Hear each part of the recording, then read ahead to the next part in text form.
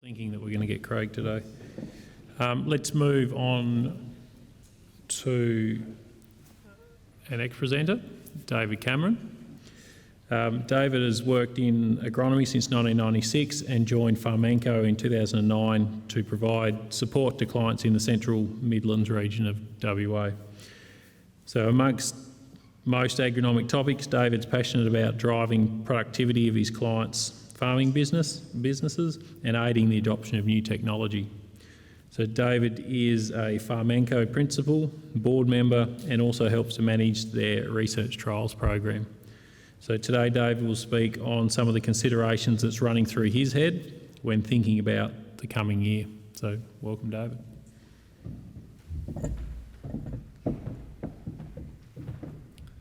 Thanks, Nathan. Thanks for the opportunity to talk today. Initially, it was going to be Mike Monaghan, who's a farm management consultant based out of Moora, that was going to present. So I'm speaking to his slides, which I'm very happy to do, particularly given they've got a real financial focus. And this first slide will give some perspective as to what his clients are exposed to and what we are as agronomists with this production focus are exposed to as well. So he runs a pretty tight ship, and the numbers explain that. I just want to give a little bit of context to the numbers as well. They're Farmanco benchmark numbers, so they really are an average of quite a significant range, and there's a little bit of a bias towards the central and southern areas. So we're not picking up some of the northern ag region numbers of data sets that are really useful. But I'll add to that as we go along. So I think that's the main thing I wanted to preface there. The other thing that I wanted to say is that sustainability was linked into the topic of discussion as well. So we're coming to the pointy end of productivity, but productivity and sustainability are really linked in a farm consultant's mind. So there's got to be enough profit in the business to be able to reinvest or protect whatever it is that we're talking about, whether that's the environment or technology as well. And from the agronomist point of view, an example of that is having enough money to invest in, say, a pyroxasulfone or Sakura or a box of gold to protect trifluralin as well. So that's really sustainability, and it means there's got to be enough profit to be able to make that sort of investment in the subsequent years. So we'll start on the first slide. This is the roller coaster ride that the consultants have been on. So they did their budgets there in the blue columns, and they were running deficit budgets for most enterprises last year. And arguably, oat and hay might have been a little bit lighter on if we had have factored in potassium removal as well. So they had used the prices that you see in the bottom right-hand corner, which were their long-term average, their 5-year average pricing. So we came off a really high surplus, and then they ran these deficit budgets, and accordingly they were really tight on their clients for inputs for the coming year, and their agronomists. And part of the reason for that is because over time they've seen a lot of the poor decision making on farm has occurred after high income years. So that's a really significant point. So it's a long-term view on what people are like when they have a surplus. So that was mid-January, and then by middle of June, when we're all ready to put on fertiliser and spray fungicides, the price had lifted. So they did their mid-season reviews, and you can see the pricing down here in that column there. So the prices reflected what was going on in the market at that time, and that is the orange column. So the operating profit had turned around. And actually, I'll just interrupt that. Sorry, the operating profit is actually the everything other than interest and tax that is measured in the farm business, because they tend to be quite individual parts of the accounting, but it's got all of the fixed costs. So really a gross margin plus the fixed costs that run through the different businesses. So anyway, things were looking okay, just as Nathan had said in the introduction. Now the prices have softened again as we lead into, into this period of time, and we've got the grey columns there that have stayed as surplus budgets for the cereals, but have dropped off even for canola and even the sheep at this point. So enterprises that we thought were looking really good are actually quite tight based on average yields. So the good thing about this rain is that, depends on where we are and whether or not it's waterlogging or we're just filling the bucket, but we now have above average yields to drive that profit. So the point here is that we have to be really careful because price has such a significant influence on the operating profit at the end of the day.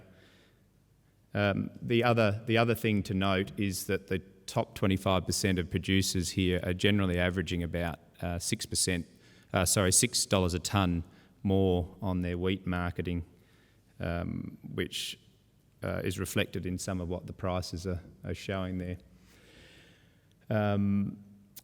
Right, so the operating profits per hectare. This is singling out what's gone on in the last 12 months. So the blue columns are prior to 2021 and the high prices which came after that point. So you can see we're in this paradigm that was quite stable, and in the orange columns we hit those high prices of 2021, and it really shot up those 5-year average prices. So average pricing is really hard to work on at the moment because it changed the profitability so much.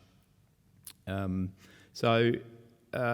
preface that I gave at the beginning about the not having the Northern Ag region in the data, or as much as we'd like, shows in the lupin operating profit running at minus 65. So that's on medium rainfall zone data, which was an average of 1.4 tonne. So that ranges up to 1.9 for some producers on average. Actually, that can average 1.9 for the top 25% of producers. The range can be from 0 through to 3 tonnes of yield there, but it's between 1.45 and 1.95. So if we're looking at half a tonne difference, that's another $150 a hectare, which comes onto that operating profit and of course turns it into a surplus. So I just need to keep that in mind where we can grow better lupin yields. So this is just a different way of presenting how good canola is currently, and the reason there's 1.8 million, 1.9 million hectares of it gone in. The cereal yield that's required after one of these break crops to recover that lost profit by not having canola. So as we hit the finer textured soils, particularly east of the Midlands line, we've seen that adjustment into more canola and less lupins for obvious reasons. We can grow the canola yield and we pick up that benefit on the operating profit, which requires quite a bit of wheat to be grown in the subsequent crops to recover that opportunity cost of that canola profit. So up until 2020, it was, I'm going to single out lupins here again, but it was 430 kilos of wheat that had to be grown in the subsequent wheat crops after a lupin phase, whereas now that's shot up to about 800 kilos that has to be recovered in subsequent wheat crops. Now that's doable. Roger Laws and Rob Sands worked on a paper going back 10 or more years now that actually identified about 200 kilos per hectare of wheat yield gain following lupins. across the broader wheat belt, but we know that ranges up to 600 kilos as well. So depending on what happens in the subsequent wheat crops, we are actually still able to cover that 800 kilos in those 2 years.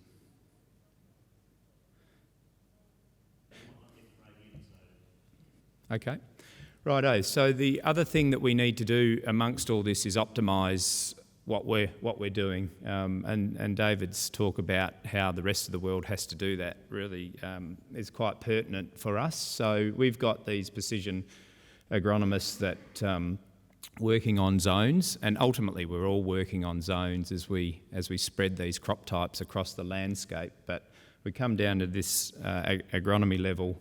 We're creating production zones, and this is one example where there's low production zone and higher production zone, and there's a 15% reduction in nitrogen. So it's not an unusual claim or experience to do that, and I think the West Midlands has done that really well over time as they know the penalties for slipping off the gravel into the sand.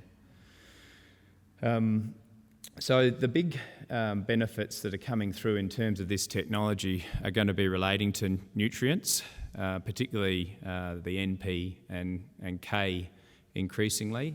And from a production point of view, the potassium, it's the time to look at that now, get tissue testing done and really have a look at how you're travelling with potassium, because that can be managed variably, and at $3 or thereabouts a kilo, it's going to have a big impact on total fertiliser cost. So from an agronomy point of view, potassium is significant, and it's something that we can do a lot about currently. We can tissue test now while there's a chance.